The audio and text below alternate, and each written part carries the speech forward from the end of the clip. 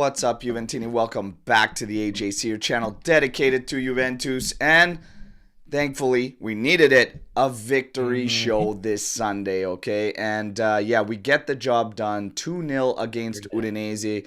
And a little bit of a sigh of relief. However, hey, there's a lot to tackle. Did we rediscover the keys to success for Juventus and what needs to happen on the pitch for us to do well? I think we saw some of the keys, but I'm telling you, there's still more work to be done, and I don't think all is solved with what you're going to say today. And you guys might see us going toe-to-toe today, all right? It might be a heavyweight tilt, and I love it, and I'm ready for it, and I know you're ready for it because I know you're raring to go. When you sent that message to the chat, I am in. So I know. And we're going to have a fun one today because it's always fun when we win. Okay. And there was positives in this game. I just think there's a little bit more work that was still part of those trends that we saw through those draws that we got to clean up. But the bottom line, this month of November, if we can rack up the 9 points in those 3 Serie A matches, will be big for us. And we already saw Napoli get stunned at home by Atalanta today and smacked right across the face. 3-0, and that's going to help, okay? All these teams, see what they do with points. Of course, there's other games we're keeping tabs on to see where we finish. We could still potentially be 5th, 6th after this round, but we take it in stride, all right? What's up to everybody in the chat? My voice is destroyed, okay? I'm battling this thing. Probably going to lean on the old man here for most of the commentary and everything, but we're going to have some fun. Ant, how you doing today, brother? You never want to lean on the guy with the bad knees, but you got bad knees too, so I think we just have to prop each other up. But hey, it is daylight, the end of daylight savings time. This is the most favorite day for all the parents and alcoholics out there. You get an extra hours of sleep. It is fantastic. Yeah, I've experienced quite a few of these. I think Luca said I enjoy it because I've done about 1,000 of these. Yeah, it's not far off. Other than that, got the W. I think we're going to get into it today, how enthusiastic we are. You're going to use a more logical footballing mind. I'm going to use a more, a more Ned Flanders approach. Bingo. So we'll take it from there. But hey, victory Sundays are always great Sundays. Look at you guys. Hey, wasting no time. The no knees cast. 1 knee cast. Okay. Let it fly. It's actually 2 knees because I got 1 bad one. He's got 1 bad one. Total of 2. 2 knees. Yeah. Together we can make a hell of a footballer. Okay. Now, as far as the news, very, very quiet in terms of the news. We hear more connections with Maldini. 12 million euro release clause, and Juve is, in fact, one of the 3 Italian sides interested. Okay, help me out on that one. Is he on loan to Monza, or was he sold outright? Monza owns him outright right now. Okay. Yeah. Was he not a product of the Milan system? Was he in the Milan system? Did they sold him? Okay. Yeah. Yeah. You want to know something? Listen. We've had a good run when we get our hands on young players and developing young players in our system. Now some of them have gone off to do absolutely nothing, which is great. Thanks for the paycheck. We appreciate it. But, I wouldn't be completely opposed to this. Yeah. I feel like the same thing I'm saying for Maldini, the same thing I was saying for Colpani with Monza. A little bit tough to gauge. Maybe we wait a little bit longer, but you don't want to wait so long that you miss out, especially if it's only 12 million. What are we talking about here? Might be a good hit. So I'm open to it. I'm fine with whatever the club decides. I think, and I still stand firm on what I said with Giuntoli, I have this trust for the calls he's made so far. So if he decides that's the route he wants to go, I'm cool with it. He did kind of piss me off with not bringing in another backup striker, but I'll let it slide. The choices he's made so far, okay. Other than Nico Gonzalez, maybe Nico. You know he tried to get a striker. I'm not doubting he just said, we'll be fine.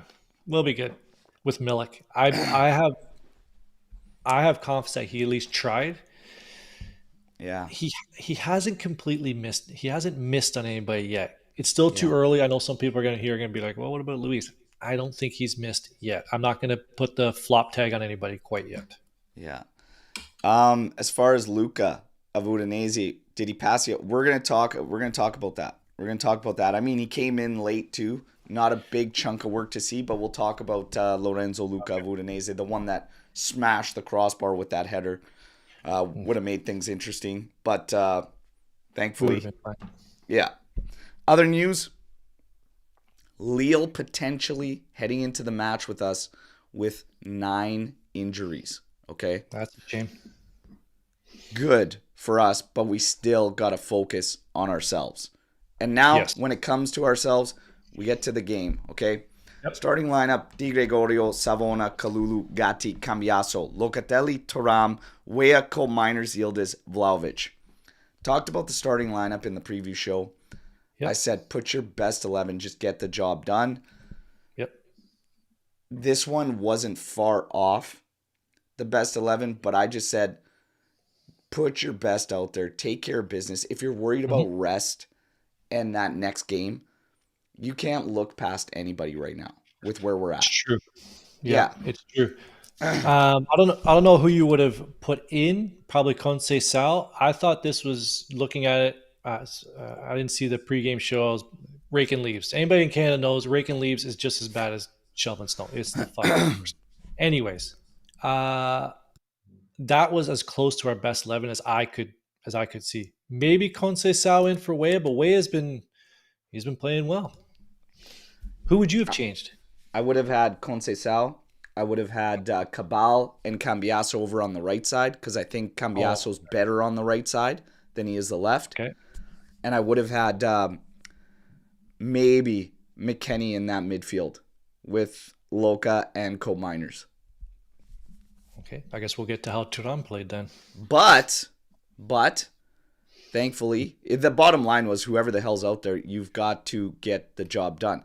This is one of the reasons you and I haven't seen eye to eye on the level of kind of, not really even concern, but just where we think this team is actually at, right now as things stand. So we'll get to that. But the lineup, thankfully, didn't end up being a problem, okay? But there were issues that I don't think are personnel related that come up, and that's my thing, and we'll get to it all. Good start. Thank God. One of the things we all touched on. Start the game on time. Juve didn't hit the snooze button. Thank Christ, okay? Started on time. Can't remember last time we started like that. Good cross from the right side. Kefren Thuram cannot direct this one towards goal. Was hopping, had a lot of heat on it, but I want to see him hit target there, at least force a save. I get mixed feelings about those, because when they're on the up bounce and you're trying to hit them in a full run. This guy's also one of the tallest bastards I've seen in a while. You can get over that thing. And that's the duality we have here. It's like, you're a professional footballer, you should be able to get over that. So it's like, oh man, I was like, you got to do better with that. Yeah. At least hit it down on a bounce towards, just get it on goal. Just get something on goal.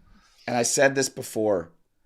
Don't give me this rest talk if you put his minutes towards other top wingers around Europe right now and the minute count is down. I don't want to hear about rest this early on. Alter your training if you have to. Load management. Bottom line, 3 points.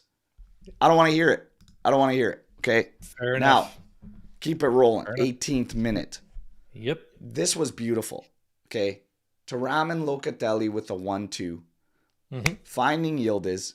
Thuram keeps going into space. Gets it. Brilliant. Absolutely dummies his man.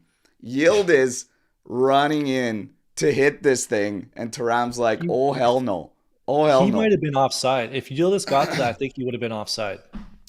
Man, Yildiz was coming in to strike that thing right off his foot. And, oh, man, could you imagine if the two connected feet or something and made a mess of that? Anyways, Thuram Yep. takes it. Post, back, and I'm like, oh no. Hesitated on the celly because that thing Yep. deserved to be finished. How nice it worked up there. And then Yep. boom, off Okoye's back and in the goal. Take And it. even that seemed weird. He looked, he saw it coming, and it was like, I don't even know what the hell he was thinking. The keeper. He just gave Hilarious. up. He gave up on it, and he's like, "Oh, it must already be in the back of the net." Oh, it's not. Now it's in the back of the net. Now, something has to be said. The way Tudam started that play to build it through the middle, like Yeah. using his strength to win the ball back, build it up. That left-footed finish from that angle, spinning away. Again, he has probably a ball's width of an area to hit that in, and Yeah. that's a very difficult finish for a left footer in that position, especially left-footed midfielder, right? A Oh, striker, yeah. you'd be like, no, you got to kind of finish that, but that was a You tough have to finish. dart that thing to keep it Yeah, like in that tight little window. yeah, And yeah, it was heading posting out. Luckily, we get the fortunate bounce. It goes in 1-0 Juve. Beautifully worked goal. Beautifully worked goal. Okay? hmm We keep it rolling. They literally came right back at us, okay, after this goal. yeah, And I was infuriated. Like, they cough the ball up. Yildiz pounces on it. He goes on. yep, He loses it to his man. And it's fine because we only had 3 attacking players forward. Everybody should be back in set. oh yeah, They just carved us up. Terrible. like a turkey, like a Thanksgiving turkey.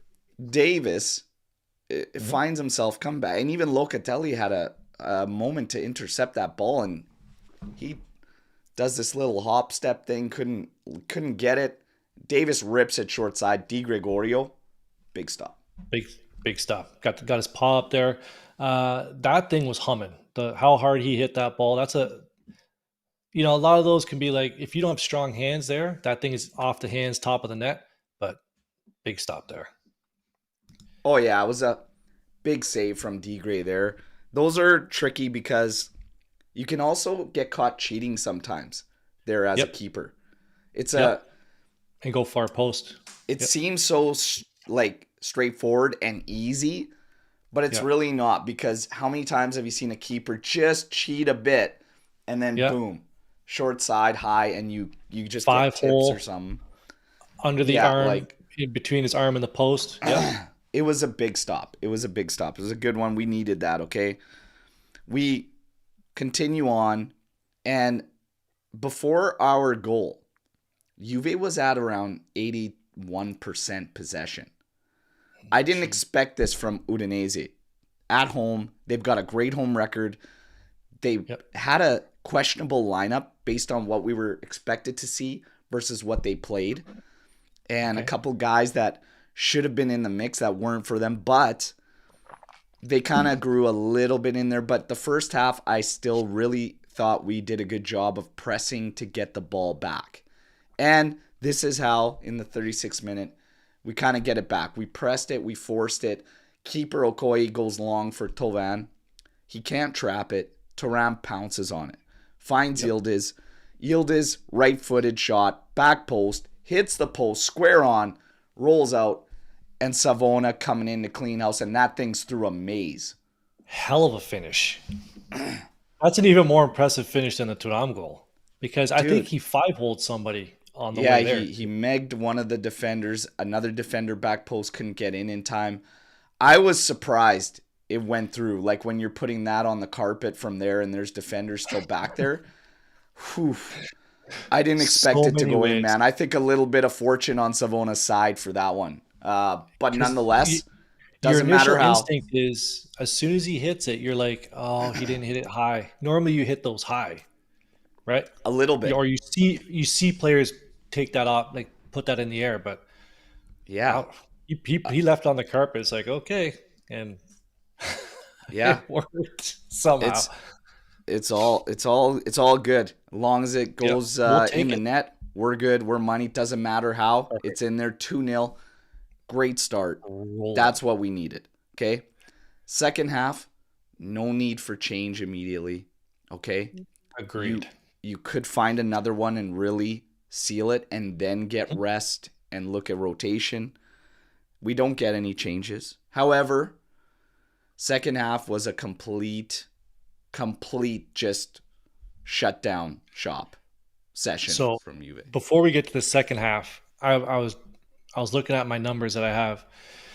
When we go, this season, when we go up 1-0, we are 5 wins and a draw when we take that 1-0 lead.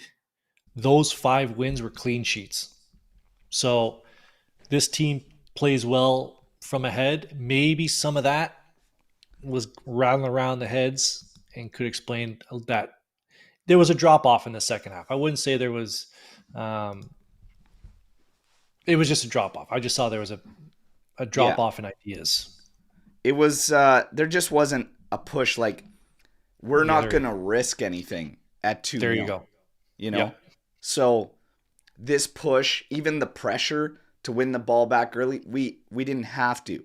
We could allow them to do that, and Motta simply believes that now it becomes a transition game for us. We get the ball where we get it, and then we maintain possession and we build up, right? Yep. So that's just in line with his football philosophy. So it's fine. 68 minute, a little bit of a messy sequence. Ends with a Vlahovic volley. Hammered it short side. Okoye had to be sharp there on that one. Yeah.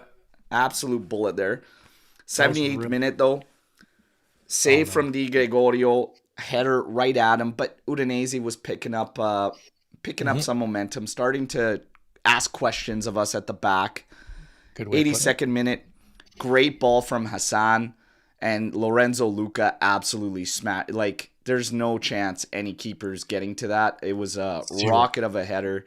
Di Gregorio was left watching. Hit the bar and goes out. If that goes in, we've got a questionable situation because we have completely let up, right? And then you got to switch it back on to close this one out. So these thoughts and these feelings, we'll get to it after. But that one doesn't go in. We're fortunate. 89th minute. We still get a chance to seal this thing with a third. In Bangula, great ball into Coal Miners. His first touch lets him down in the worst way. And all he can do is try to get this thing out of his feet. And it's a muffin at Okoye. Not a good look. And I don't care who's in that position. I expect you to find the back of the net there. You want to make an excuse for the guy. I would love to make an excuse for the guy. Maybe he was tired. First game back. Blah blah blah blah blah. It wasn't a hard pass that he received. No, touch just let him down. Could you imagine if that was numero 9? This place that's all that would be in the comments today if Dusan had missed that. That's all you would read. Oh, but he's the highest paid. I'm not getting into it. Don't get me started. Why would you say that? You're trying to get me fired. Because it's the truth. I'm going to keep it level. Yeah. Oh, man. And as I said, I don't care who the guy is that's in that position. You put that shit in the back of the net. Got to be in the back of the net. I agree with that. Because I agree. It carries on into the next matchups, into the next games. Like, you bobble this one, you can't get it out of your feet. You're like, God, I got to bury that. And just, you got to get firing. You got to get firing. Got to get that confidence up. Coop's had probably 4 or 5 chances this year where it's like. Coal Miners is 0 goals, but could be at 4. Yeah. You know, he's got it. He's got to get it going. That was the opportunity in a game where we played a brutal Udinese, an awful Udinese. Has to be said. Okay. I don't watch Udinese. I just thought they stunk. So they did, but home has been their highlight. 4-0-1 in league, but they don't play like that at home. So I'm glad that they didn't get the memo on what creates some issues for us. I'll take it. But again, now we'll get into the aftermath. But first up, this was interesting. Man of the match. Yes. So, Savona gets it officially. Deserved. I saw shouts. Thuram, Yildiz, some said Di Gregorio. Yep. For me, Savona.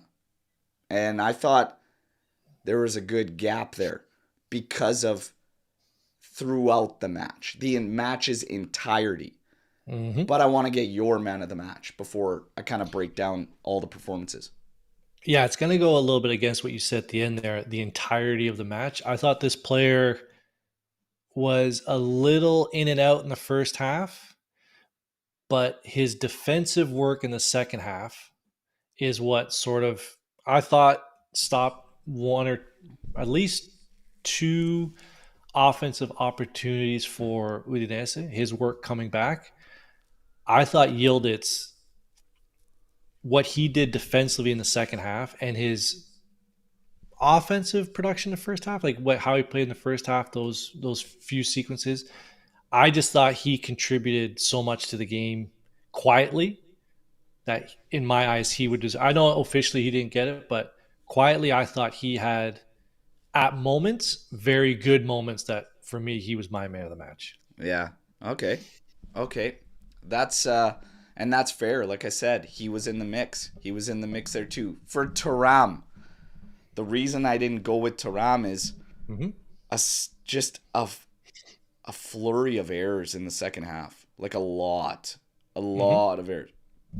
Even in the first half, there was questionable things, but the majority of his work in the press and winning the ball back and stuff too overshadowed it. So it was mostly positive first half, and of course, big impact on that goal. That's Could an have own had goal, though, potentially another one 4 minutes in. You know, he's getting in the right spots. His first half was good. Second half for me, there was a lot of errors there from him. So he took a hit in the second half for me to get man of the match. Okay. Di Gregorio, some big saves. But I think a lot of it too, still, like, I don't think it's enough to give him man of the match there. A lot of it, I expect, you know, maybe it's because of the expectations of him, like, to save these ones. And I don't know. There was nothing really crazy that he did. Yeah. You're like Perin getting it for that. Oh, yeah. Where he's lit up for, yeah. Right? That's when a keeper gets a man of the match. Just because a keeper keeps a clean sheet. I wouldn't say that one save at the near post was a routine save. It was a very good save. But a keeper of his caliber has to make that save. So I can see why people would want to give him man of the match, but he did his job. He did his job yesterday. Yeah, absolutely. And I think we've got Paulo dropping in here. There we go. Did the daylight savings time probably play a factor here? Ciao. Yeah, something happened. I'm so sorry to be missing you guys in your intro this morning. All good. We're literally at man of the match. Okay, so we've just done the recap and everything. It's all good. I just want to hear who was your man of the match and why, Paulo. I'm going to go. I don't know what you guys pick, so I'm not going to know that. I'm going to say Savona, and I'm going to say it because I've been a bit of a fan of his. He's really been coming along. He's had a great start out of nowhere, and he had a couple of little oopsies over the past couple of games, but he had a fantastic game. Love the goal. That's his left foot, not his natural right foot. The patience. So many guys get that ball, and they hammer it right over the crossbar, right? Yeah. So I'm just really happy for him. He had a great game, and I think he had one small error where he got confused with Gatti and the Di Gregorio, but he's my guy. There you go. Well, that's going to be a good segue. We talked about some of the other performances and everything before, and I don't know if I'm going to segue into this. We might save that one for the matchup that we've got upcoming against Lille and just general talk about this backline. I do want to remind everybody, get those likes up right now, okay? There is the potential. We needed another goal.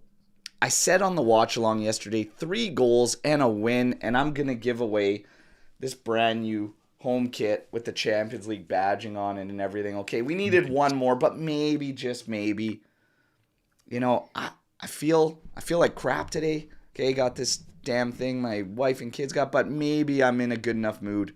We might give it away. But you got to get those likes up, everybody. Let's go. Get those likes up. I want to talk about, we got to get to this now. Did Juve find and rediscover to some degree the keys to success again? What we need to be doing. And Anth and I had this kind of discussion in the chat about the better players are simply going to solve everything. And that's where all the issues lie. I have mixed feelings on that. But Ant, I want to get your take on what you saw out of the game yesterday that you liked. Maybe some things you didn't like. But give me the pros and cons out of that match yesterday for you personally. So let me just start the whole premise here. Berto and I agree on what we feel the end product's going to be. We feel that this team's going to compete. We both agree that where we're going to end up is going to be the same place, whether it's the Scudetto or competing for the Scudetto. We both agree on that. I think where the disagreement is how do we analyze how this team's doing now? You said, I think it was the pregame or one of your midweek news pods that you do, is your enthusiasm or expectations have dropped from the beginning of the season. What's the proper word for my that? Confidence. Your confidence. Yeah. So I think that's where the underlying disagreement is I still have a lot of confidence in this team because I think once we get all the pieces together, playing consistently together, I think this team is going to show us what because we've shown flashes of it, but we just don't have the consistency of the personnel together to show what we can do. And I'm not putting a lot of, I don't want to use the words negativity, but I understand we have draws. We should have done better in some of those games. I get it. But I think in the whole process, this is a long process that we're in now. This is just one small piece of it. If you chunk this league, this session into quarters, like the NFL, you do it all the time. You chunk the league into quarters. If you chunk the league into thirds, we just finished the first third of the season. And we've played okay considering who we've had available. You can say, I understand you can say we should have been expecting more from this team. But based on who we've had available, how young we are, new coach, I thought we've played okay in this third. I want to see a step up in the next third, right? And then again in the final third of the season. So I'm not putting too much, again, I don't want to use the word negativity, but I'm keeping my confidence high knowing that we have the pieces in place to make a step up at some point in the near future. Yeah. And I get all that. Like I said, what I say, what I feel doesn't impact my feeling about the project as a whole. I'm speaking to like right now and the results and the performances and what I see. And even if I speak to yesterday's match, it still doesn't affect my confidence level moving forward because I saw the good, but I saw a lot of the things that were still trending that were pissing me off for several matches. Like number one, the impact that we get out of whoever it is. Colt Miners got absolutely roasted by a ton of fans for yesterday's match. We'll get to that in a bit because that's part of it. I actually think he did really good in organizing the press and the press as a whole and was a big portion of why we were able to get them to force the ball and force turnovers. But outside of that, yeah, you want more impact, more influence offensively from this guy. But for me, this is one of the shortcomings I've seen trending for several matches, which is a lack of influence or impact from whoever is in the 10 role. And we have still yet to see Yildiz attempt it or a viable alternative, in my personal opinion. It changes the landscape when you use muscle in that role. And Motta has gone against Parma. I talked about it a lot. Way too much muscle in that midfield. So yesterday, I love that we went two-man pivot. But you have to still find a way to then get your attacking one out of that midfield to show impact and influence. For me, Thuram did, but by driving the ball. Why can we not get Colt Miners in there impacting and influencing? So first game back, maybe physical issues still there. I wouldn't doubt it with what he's going with. But it's still something that has to be sorted out. And as good as we did in the first half there, I need to see more creation still. if you've got 81% possession for the opening 12 to 15 minutes of a game, I need to see more than 2 opportunities taken. Fair. So that's why I say that was an awful Udinese. I'm happy with our first half there. I don't like such a massive drop in the second half. And I love that we got to see Yildiz go up top, but I would have liked to see it with still our game like in hand, like us playing properly to see how viable an option that could be in the future. So I'm not going to go up here because of yesterday, basically. I'm just going to stay cool in the middle and let's see what this team does game in, game out. So I'm not going to go too high on yesterday. That's all. No, That's where I'm at. I'm staying high. I'm staying high like a crack addict. Cool. Real high. I like it. Now, that's basically where Ant and I were going back and forth. But Paolo, where are you at in all this? And what were the positives you took out of yesterday? Were there any negatives? Well, the last show had Omar kind of calming my senses a bit, because he said, it's he listed a bunch of reasons why we need to stay calma. He talked about sometime after January looking at things. Then he talked about where we might be at the end of the year. He talked about next year as well a little bit. So he was really kind of taking us completely into a more manageable space, thinking about it as a long-term project. So I think after I heard his reason, I felt a lot calmer going into the game. I think it was, once again, each game we get a surprise and we figure out something we know, and we figure out something we don't know about this team. This last game, it was a lousy Udinese, which is great. And it was a game of 2 halves. So in the first half, we did a lot more pressing.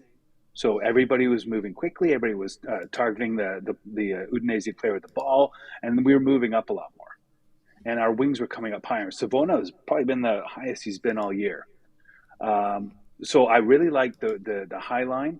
I like the edge defenders moving high, because I won't call them wing backs, and I like the pressing. So I think we did a lot of great things in that sense about pressing, creating turnovers, and winning battles. Now that's something that we've done before throughout the year in portions against certain teams.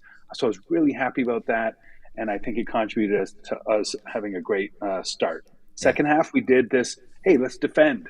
We did preserve a shutout. We did field about 5 corners in a row at the end there. So even though it was a bit shaky and it was kind of odd the way the second half kind of pieced itself together and was so different from the first, but we did preserve a lead. Yeah. So if we do things correctly in chunks and get away with it and have different versions of wins, I'm fine, because I think then it allows things to continue to grow.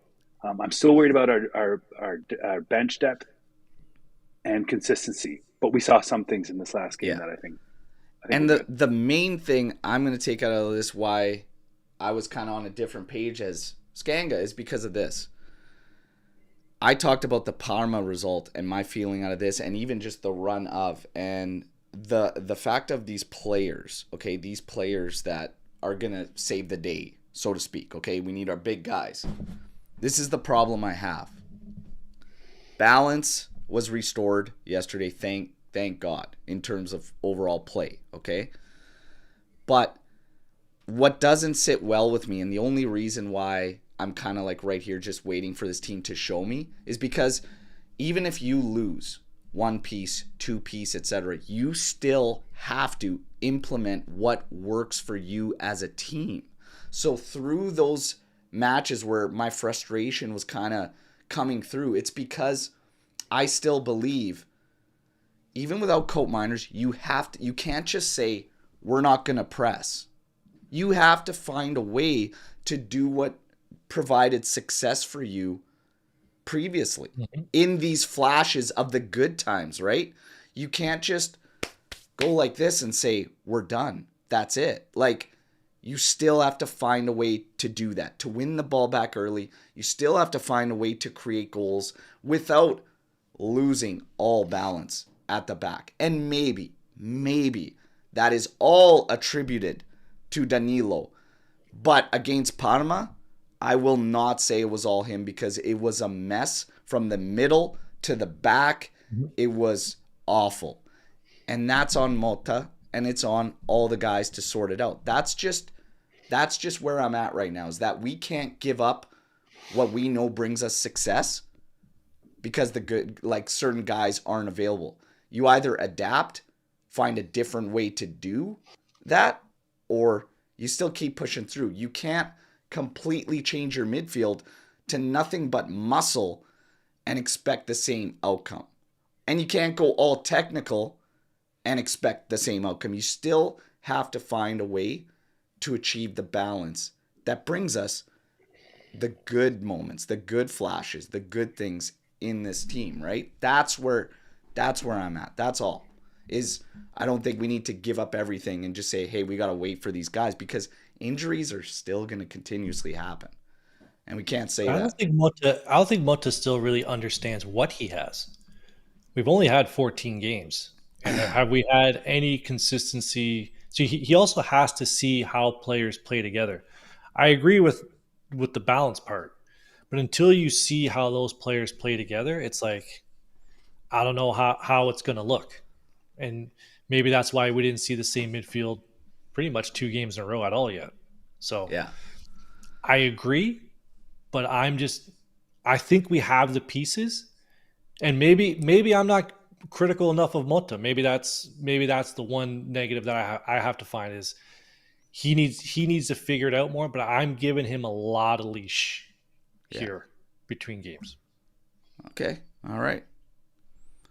I read a lot about Motta's coaching system last night. I was going through some articles, and there's this one long article where there's these 3 licensed coaches go over his style, and most of it was around his time with Bologna. Because I was trying to figure out technically from a coach's perspective exactly what he does and what he has had success with Bologna, and how that does or doesn't translate to Juve, or a version of that translate to Juve. And it's a fairly complex system, at least the way it was explained. And I think part of it for me this year so far is maybe do the players know exactly what they need to do when and how, and can they all do it? Can they all switch in and out seamlessly to do the same thing? Or is a version of that plan for that particular game? And or is it that Motta's figuring out what version of this way he wants to play works for this crew or works for this team? Because it's not Bologna. And I think when I watch each game, I see certain versions of his plan work, and I see things that make me think there's things not working, or players not executing, or those individual strongest players who can kind of figure it out or execute better or make up for the mistakes in the execution, cover some of those issues. So I'm also waiting to see clearly what Motta's style looks like, regardless of who he's switching in and out, to get that coaching style, that play style active. And I don't know yet. But I guess to Alex P here, 14 games, he should have figured it out by now. Yeah, well, any coach. I want to talk about this because here's the thing: in the early draws, you give the benefit of the doubt. We all did. It was like, okay, you know what? Let's figure this out. All you got to do is figure out cracking the low block, right? You got to crack it out. But then, like I said, it's changed, and this is where I'm at. It's like it went from a couple things, but he opened up more issues. And he did that, yes, by utilizing Danilo. I think we can all agree how Danilo was used yesterday is probably it. 15, 20 minutes, shut down, and probably on the outside. That's probably it. And if he can't do that against the likes of Udinese or teams like that, then give him a cell phone and he can work with admin on the social account. That's probably it, okay? Seriously. I could use the help.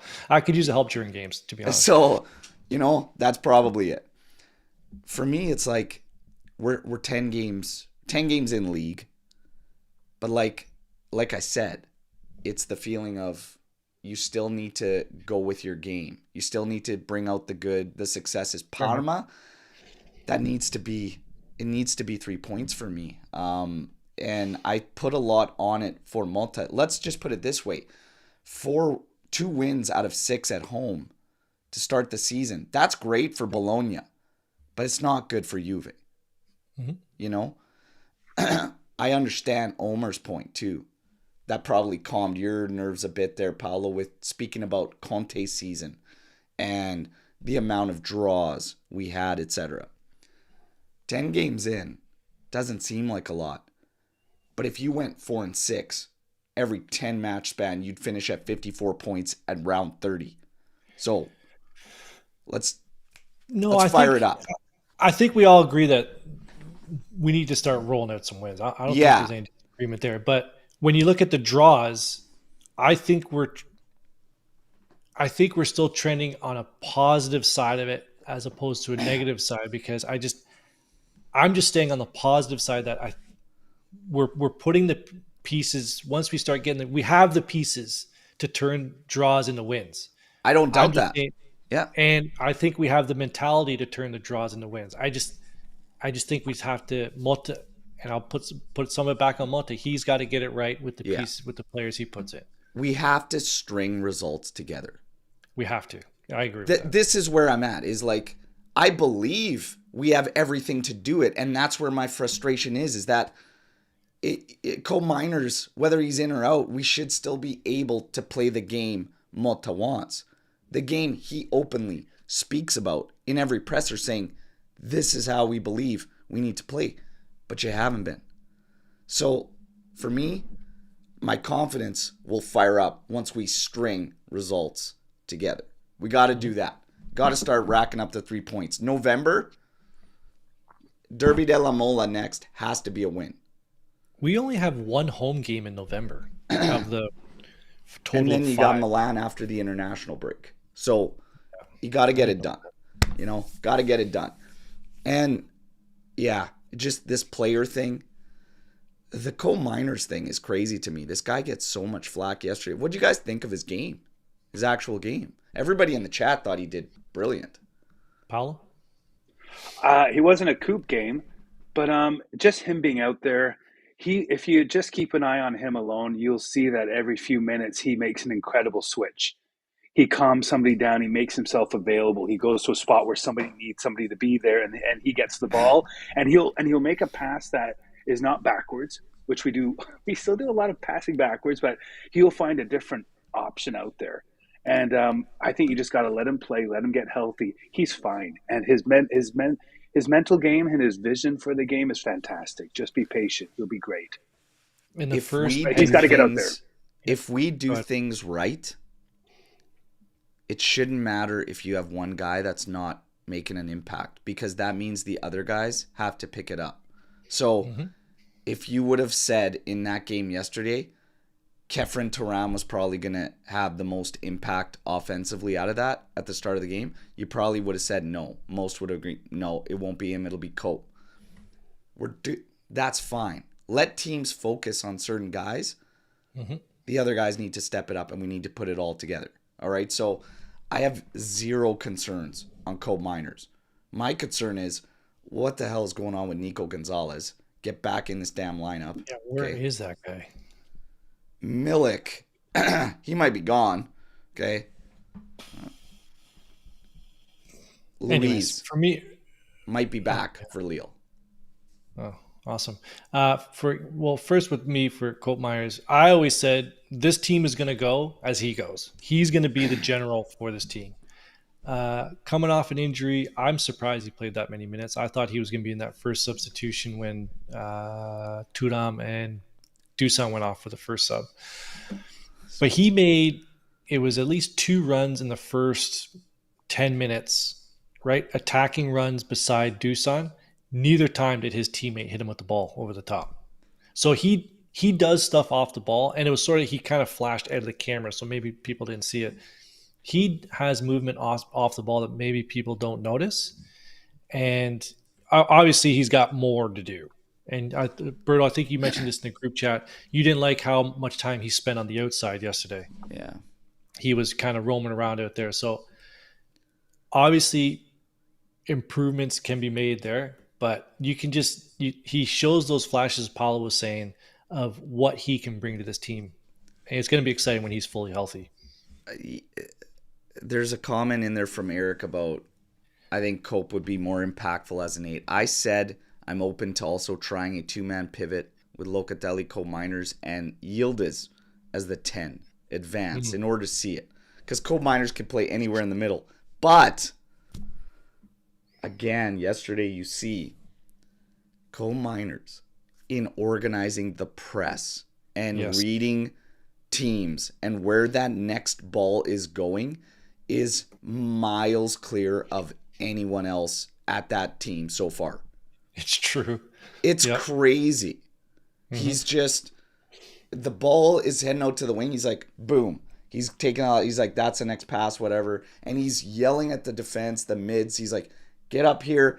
He bolts the next one. He intercepted one. It's like nobody else has that up here in the midfield. Nobody reads that. So he can do it. He could play as an 8. He could drop back to get Yildiz in a 10. But it might hurt us the overall. I still would continue with getting him in that advanced role. That's just me. Paulo, what do you think about him maybe dropping back to see a Yildiz advanced? I think about it this way. Ideally, I would like to see more consistency in our overall positional play. I think if you look at popular coaches like Pep and Arteta and even Klopp, they had a lot of time to get their stuff together and get it right. So when the new guy comes in for Liverpool, he's basically got it all set up on the table for him. He doesn't have to do anything, right? So I think part of what I'm figuring out with Motta is giving him enough time to get his positioning, his tactics, and his formations, and his options for players at different positions ready so he can execute them. So I think he could probably play anywhere. I think he's one of those leaders that's come to make an impact and get other people activated by example. I'm not sure. I get a bit concerned when I see variations every game. Yeah. And I don't have an opinion on that exact question. It's tough. It's tough. But I do agree with Alex P here goddamn that he's opinion, Paulo. What the hell do you think you're doing here? We need opinions. That's how this thing rotates. Then he knows where to put him. He knows where to keep him at top, and he knows how to do the pivot with him and leave him there and let Locatelli sort out the back behind them. I do agree with Alex P, though, that Cope Miners is the only complete player in this team. As far as that goes. I got one thing that came up. This was a really interesting discussion that came up out of this game yesterday. And Paolo, this is right up your wheelhouse because of how you spoke so highly about Savona. Going into Lille, the back line. And this was a big discussion in the post-match on the watch-along too. And it was like, what's your ideal back line to me? And I still said, what's your backline 1A? What are you going to do for Lille? Cambiaso, Kalulu, Gatti, Cabal. That's Agreed. That's my line. And the immediate question was, Savona, after a match like that, and you're not starting him, do you guys have the same backline as me? Do you follow it up with Savona? I'll let Paulo answer, but my short answer is yes. I agree. Go ahead, Paulo. I don't have a lot of short answers. Number one, I need to know who would be on that side on Lille to figure out if there's any particular matchup that makes Savona being taller, more physical, the right fit. Meaning we need Cambiaso to go higher in front of him.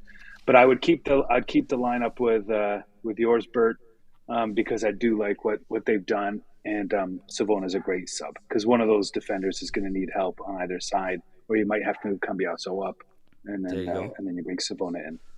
And Anth, you said you're with my back line as well? 100%. It's the first one I thought of.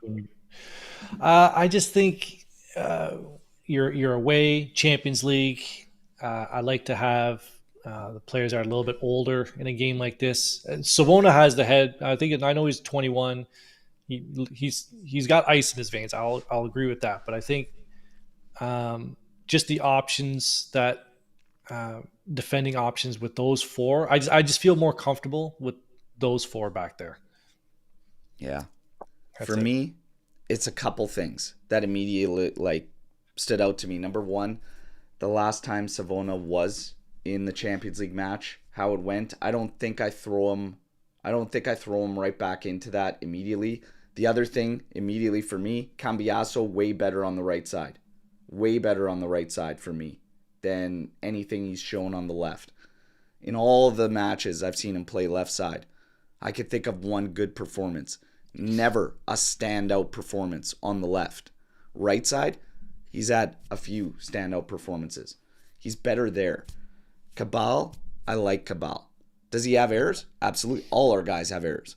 We saw Cambiaso in the first half against Parma. Overall, Savona also loses a bit of offensive influence when he's pushed defensively. And those are the three main reasons why I still stick Cambiaso, Gatti, Kalulu, Cabal going into that game. All right. But it's interesting to see because, yeah, he's off a great performance, but let him build those up. Let him build those up. Because he had like 3 rocky ones, right, in a row before this one. Was it the Stuttgart game where he started? I think it was Stuttgart where he started, and it was Stuttgart is one that should probably get crumpled. Yeah, just stricken from the record. I agree. How do we feel about this match going in Tuesday, Champions League, Lille? How do you feel about it? Well, you know me, I have watched absolutely a total of 0 minutes of Lille, and I could give a shit how they're doing in that crappy league that they have over there. The way we've played on the road in Champions League gives me a lot of confidence that we'll be able to figure it out on Tuesday. Yeah. So I'm not concerned at all about Jonathan David. I'm really not. I know there's a lot of talk about, I got to watch you for this guy. I'm not concerned. I think, ladies and gentlemen, book it. Jonathan David to score now. I did not say anything about that. You're the one who said book it. All right. I haven't said that. Not concerned. I think this team plays better on the road. I have high hopes for this game on Tuesday. Yeah. Yeah. All right. Paulo, how you feeling going into that one? I like being on the road too. We seem to have less pressure and more focus. So I'm excited about that. I think Lille is dangerous. I think David's dangerous, but Kalulu's strong back there. He can keep up with anybody.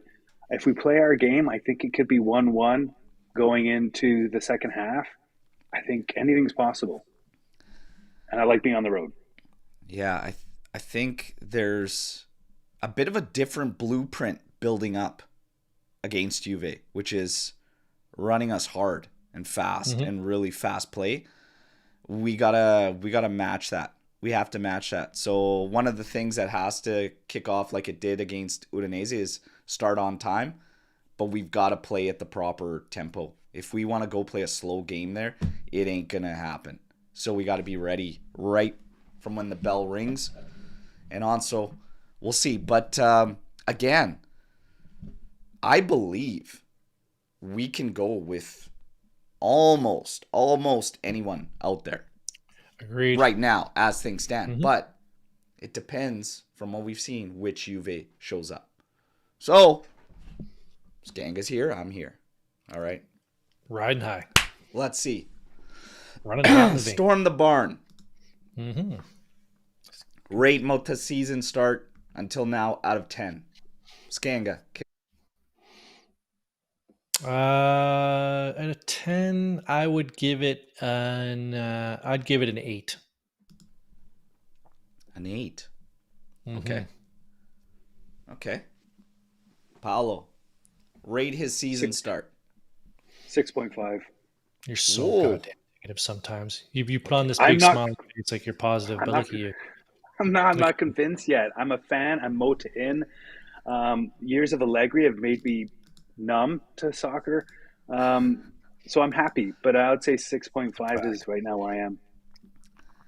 And you know what? Actually, we're like, 6.5, but like a 7's probably fair, and most feel around a 7. I think 7's probably fair.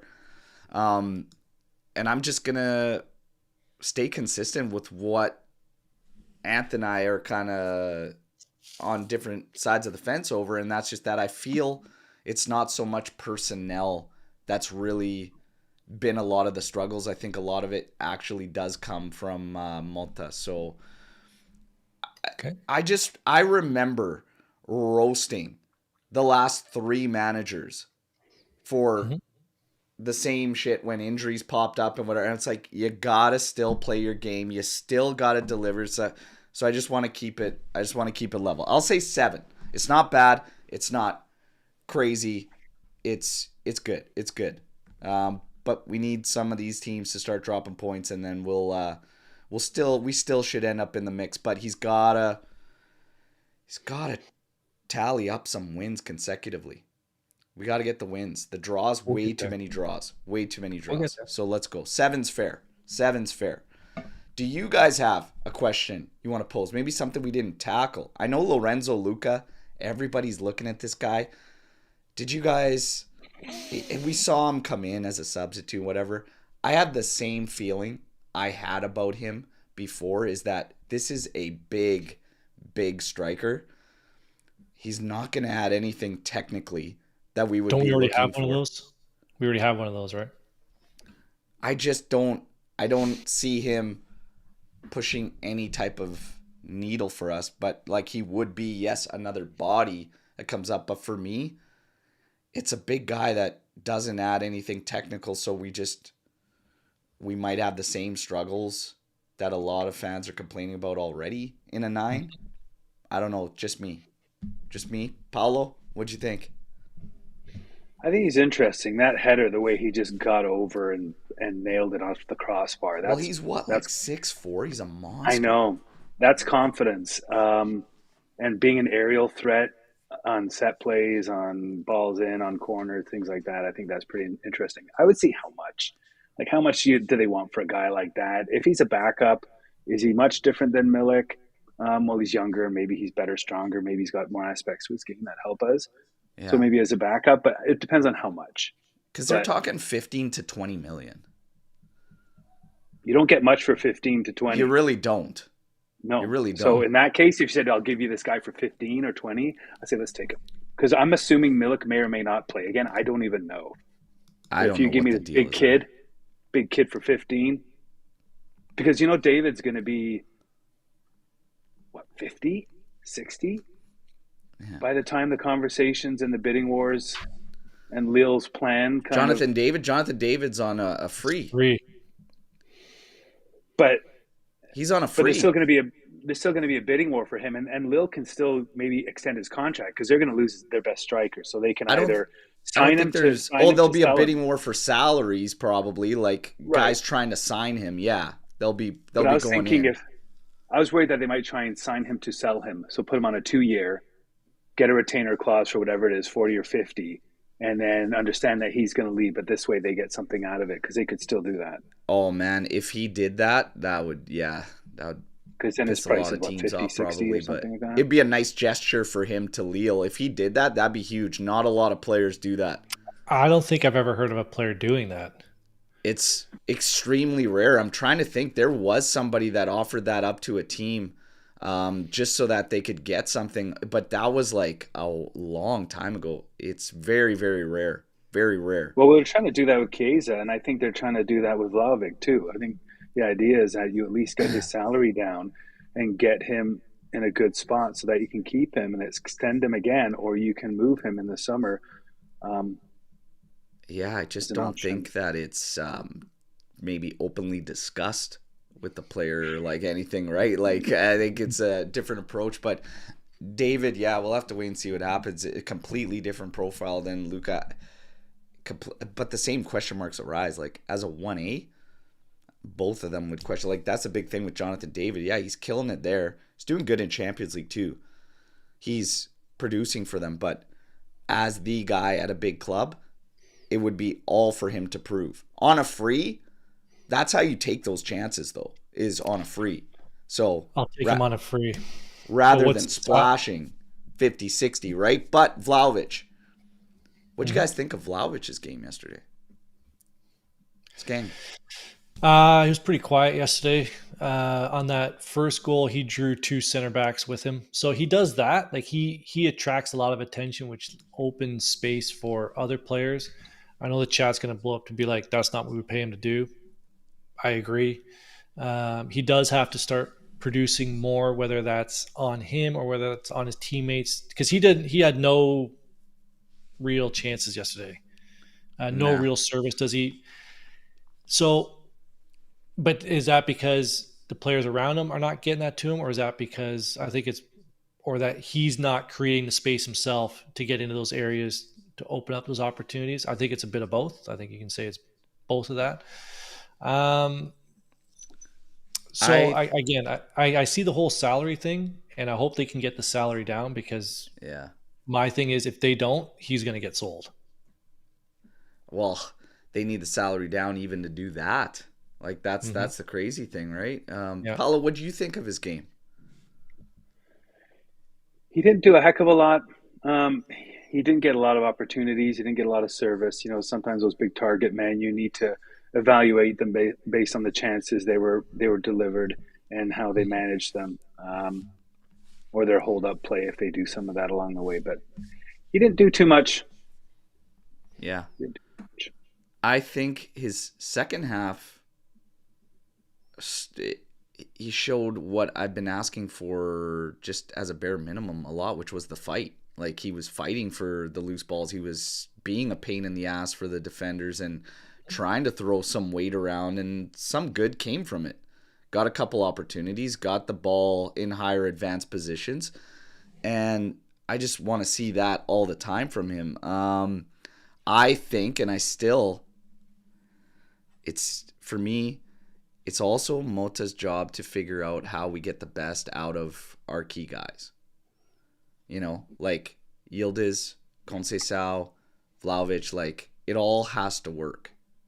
I went as far to say that the Parma match, Vlahovic didn't bother me as much as what I saw out of Conceição bothered me, which was trying to force and beat 4 guys all the friggin' time when you could pop one out and then have a cross in.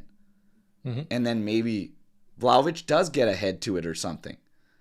But we gotta find ways to get the best out of our key guys. I don't necessarily believe plugging in, from what I've seen out of our play, I don't necessarily feel that plugging in a different striker like Lorenzo Luca, for instance, just fucking saves the day.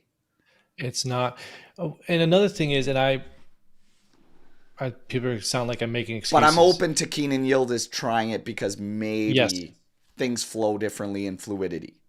And I'll agree with that because Vlahovic has played the most minutes out of anybody. Yeah, like he should the be. Guy needs a rest. I'm getting ragged at the start of this show for saying Conceição should start. Vlahovic has played every single friggin' game. Like I think he's played 92% of the minutes of Juventus. Like, that's a lot. So I get he's got to produce. The guy's also got to sit for a minute. Like, they came out early yesterday, so I'm sure that 92% has dropped a little bit, but that's a lot. That's a lot of minutes. Yeah. So, and that goes to your point for Motta. You got to figure it out. You got to figure it out. I'm open to trying Yildiz there. Out of all our options, Weah, etc. Like, Weah, let him keep doing his thing on the wings, left or right. Let's try Yildiz there when you need to offer up some rest to Vlahovic. But at least we got him out a little bit before. And like I said, your training, alter your training. Sort it out. Load management. Now, what do you make? Perfect segue. Yildiz playing the number 9. Did you see enough of it to make up your mind yesterday? No. Didn't see enough of it, but I had already decided that out of all the guys, that's where I'd be looking to try something. I think he's got the technical ability to do it. It would be completely different than what we're seeing now, but it might help the overall. So he's the guy I would try to do it with. Yeah, the only guy we've really tried it with, or 2 guys, is Mbengula and Gonzalez. That's it, really. And Weah did it one game. Really? So that's the only guys that really had a fair shake at. So We haven't had a consistent backup. And I think that, again, falls to Motta. Who is that person? Like, do something consistently to give him some rest. Yeah. Yeah, I think I'm open to Yildiz. Paulo, what do you think about Yildiz playing that 9? Would you go with it? I'd love to try it, see how it looks. He did drift out to the left side, almost like a magnet. He gets sucked out to the side a bit. But I would love to see him do whatever you can do to keep him on the field as much as possible and give him as many opportunities as you can to do anything he wants and thinks he can do. You let him go, because when he's out there, he was so great defensively against Udinese. The way he tracked back, I think he won 5 tackles, winning the ball back. He's so strong. He's so powerful. So that, with his talent and his skill, I say, try and find places for him wherever they may be. You just need him on the field. And that's why he was my man of the match. We cross quite a lot. Who provides that game if Yildiz plays 9? Hey, yesterday, I've been saying it with all those draws. You want to beat the low block, you send numbers. Yesterday, first half, 6 guys in and around the area until we got that first goal, lightened up a bit, but still, that's how you do it. If you're not sending bodies, you're not committed to creating problems, it ain't gonna happen. It doesn't have to be Yildiz that does that. If you're going with advanced midfielders, they can maybe add it, or you play a completely different game, and that's the thing. We need to get it to a situation where you figure out what works best for this team and then try to make it plug and play. Right now, we're still trying to figure out what the absolute best is. But 4-1-4-1 for me, I'd go with the 2-man pivot. It seems to be the best balance and helps the guys at the back too. So 2-man pivot, way to go. George, without those stupid draws with Cagliari and Parma, and it hurts. The Cagliari one sucked because we were 1-0 up. And you got to see that match. You got to kill them. You got to kill them. That's the only game we've dropped points when we're up 1-0. And that's the only game where we've not kept a clean sheet when we're up 1-0. And Parma was just a friggin' shit show. Yeah, those are the points that hurt. So, to Anthony's point, we are right there from the expectations of competing there. But to mine, we were also like one result from skidding a little too low. So you just stay on your side of the fence. You just don't start. Yeah, you could throw Empoli in there, and it's the same thing. Like we're one opportunity away from a team that can finish beating us, and at the same time, we should be playing a high line, tackling well, getting guys in the box, beating that low block, and getting 9 points out of those 3 games. Because Empoli sucks too. But anyway, they all stink. Best Juve goalkeeper of all time with no Gigi Buffon.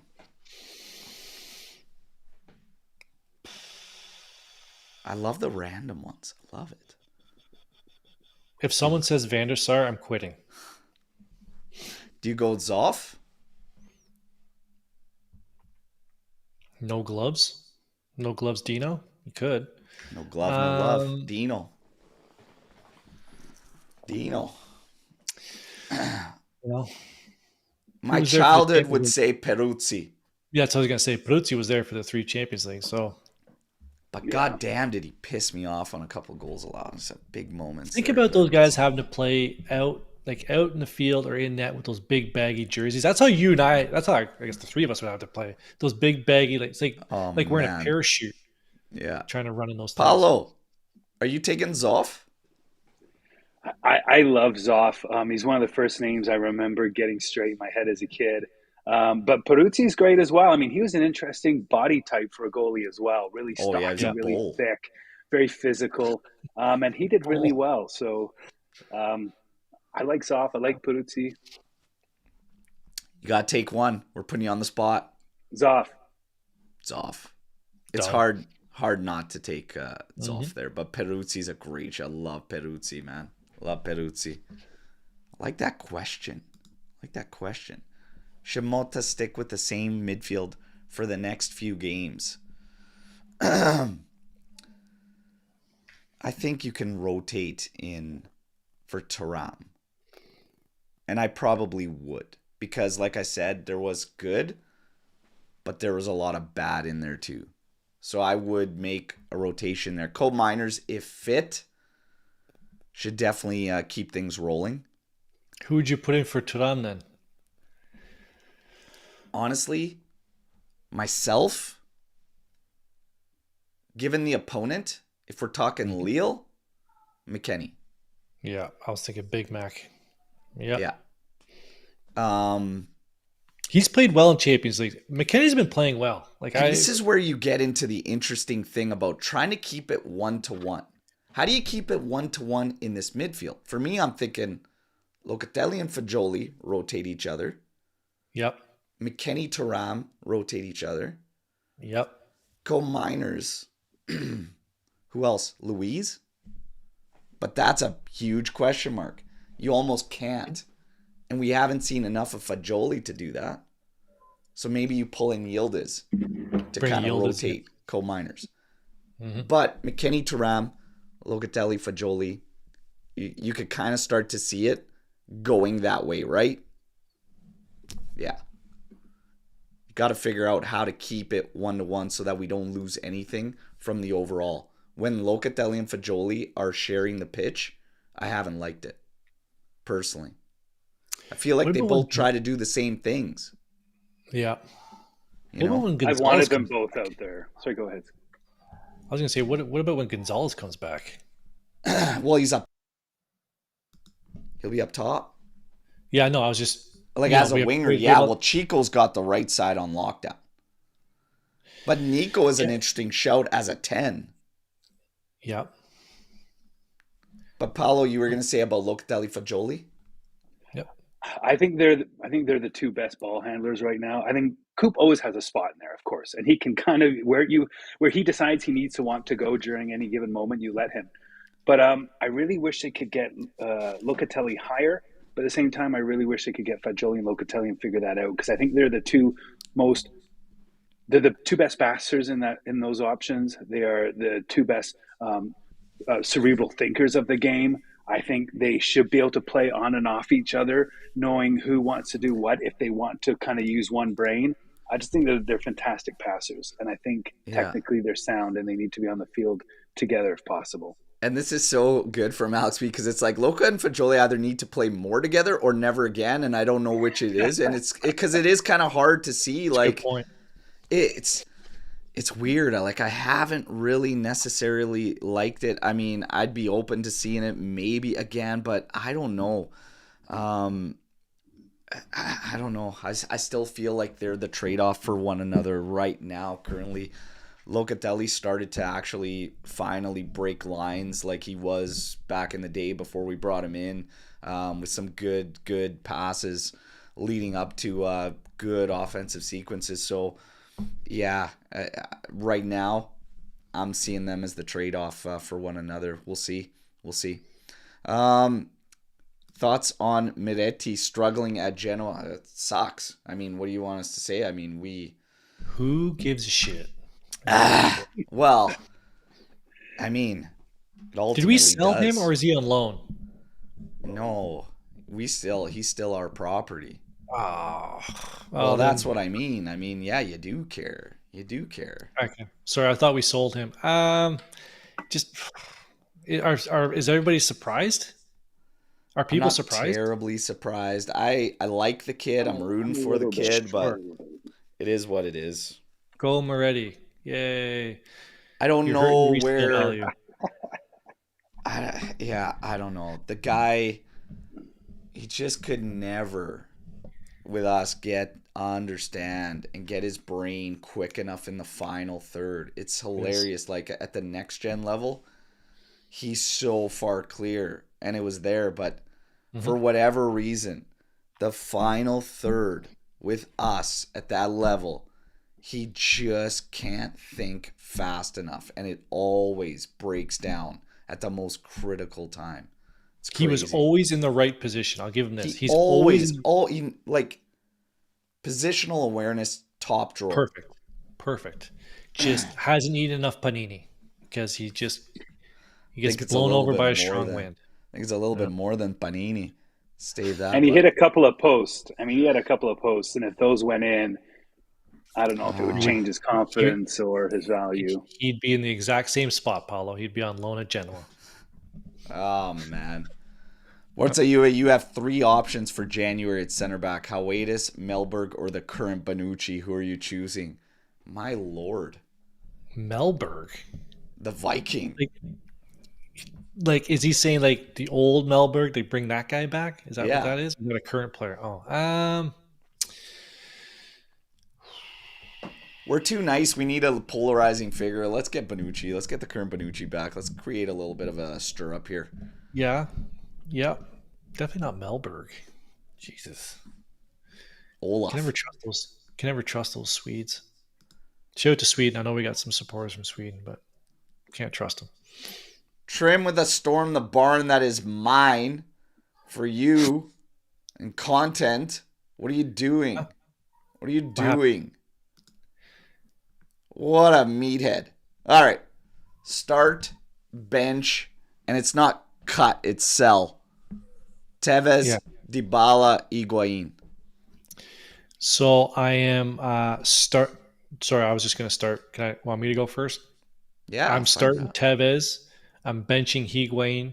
I'm going to assume that like in their prime. You want these players in your prime. I'm going to – oh, man, Dybala was so good. I'm starting Tevez, benching Higuain, selling Dybala. I am starting Tevez.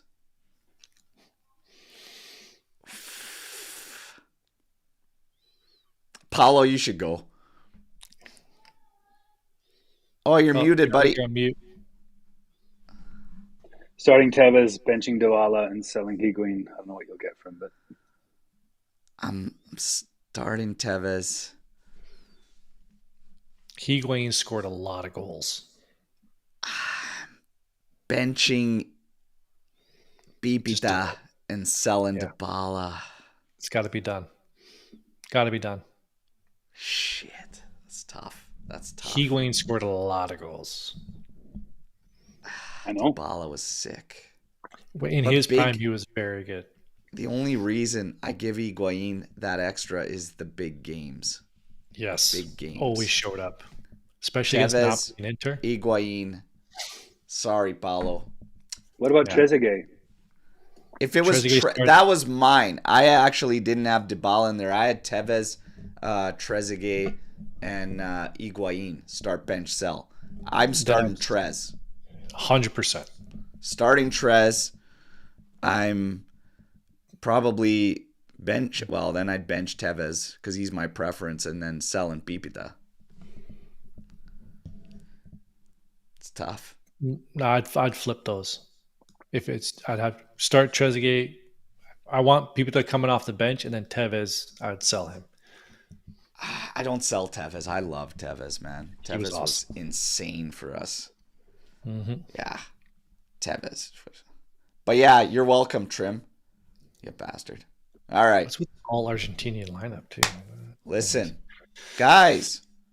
Yes, sir. I was ready to do it, but the likes are nowhere near where we need to be to give this thing out. Come on. It's unacceptable, really. So people don't want free stuff. So it's a shame. It's right here in hand, ready to go. Tuesday? Pre-game? We'll try again. Try again for the Wednesday post-game. Give people a shot. How about that?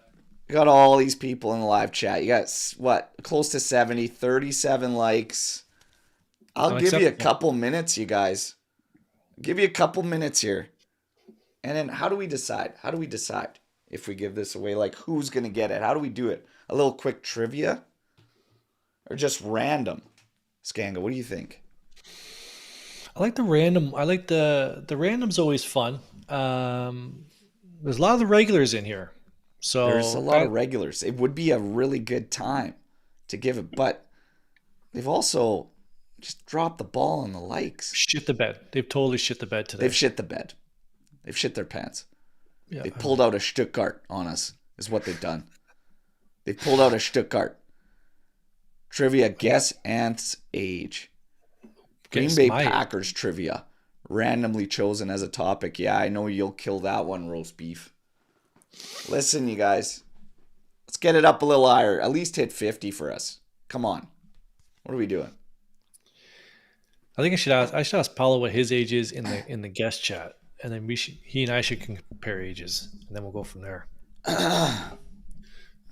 No, yeah. See, that means I know I'm older than Berto, not by much.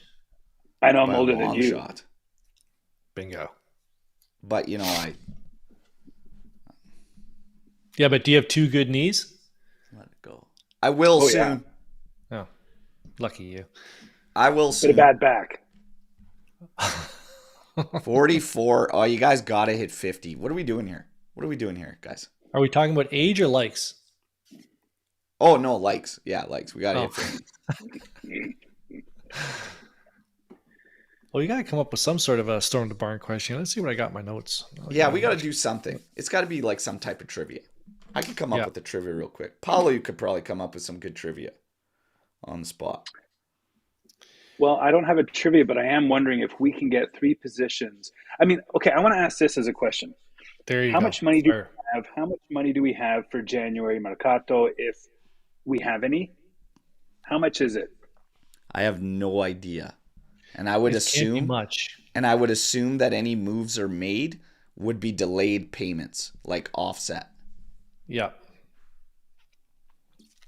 So if we're going to get, let's say you can get 2 positions of any various quality.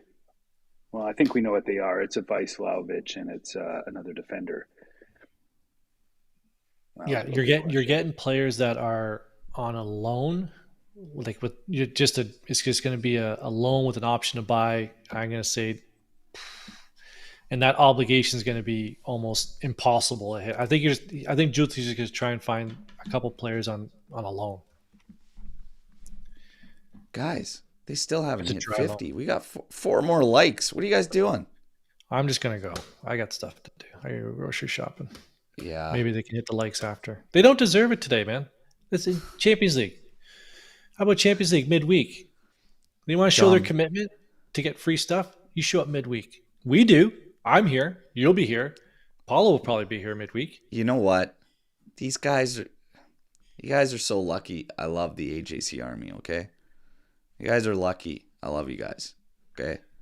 Through the ups and downs, thick and thin, no matter what, we're always here. We're always together, going through it. Sometimes they can be real pricks. Oh my God. Sometimes God love them, but sometimes when they hit when 50. they get going, guys, a little bit delayed here today, but you hit 50. Okay, we're gonna do this randomly. Now, well done. Oh God, I love to be tired. I can't wait to be retired. This is how we're gonna do it. I'm gonna highlight a player from Juve's roster of the past. I will be thinking of one player. I will give you the season. And then you have to tell me which player I'm thinking of.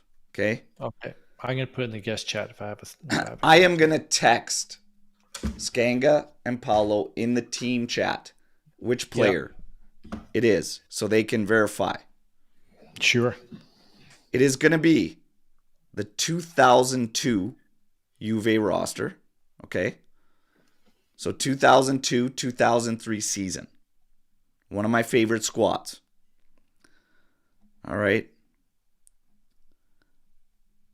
And I'm going to text them right now.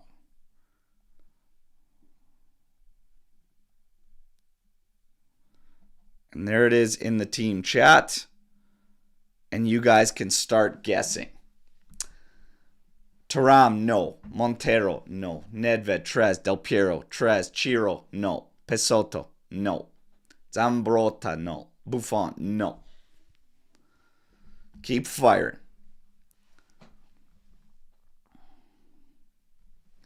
Tacchinardi, no. Chimenti, no. Tudor, no. Salas, no. Oh my God, tuna steaks. Tuna steaks coming up clutch. Zalayeta. And Skanga's muted, but congratulations going out to tuna steaks. Didn't even hear the question. Congratulations, buddy. That's who he did text, though. Yeah. Yep. I can verify. So verified. That is Well the done. player. Big old Bravo. tuna coming up clutch on the Sunday. Congrats, buddy. We'll be in touch and we'll get that thing shipped out. Well done. You guys, absolute pleasure as always. Paolo, Skanga, enjoy the rest of your weekends, everybody. Mm-hmm. We got a short turnaround. We got Lille on Tuesday. Yeah, Watch along, maybe in play. Maybe in play. There we go. All right, there we Nice. go. As always, no matter what, let's start rallying these up. We saw those scumbags get slapped around at home today. Things are starting to trend in the right direction. Let's keep it rolling. Fino alla fine.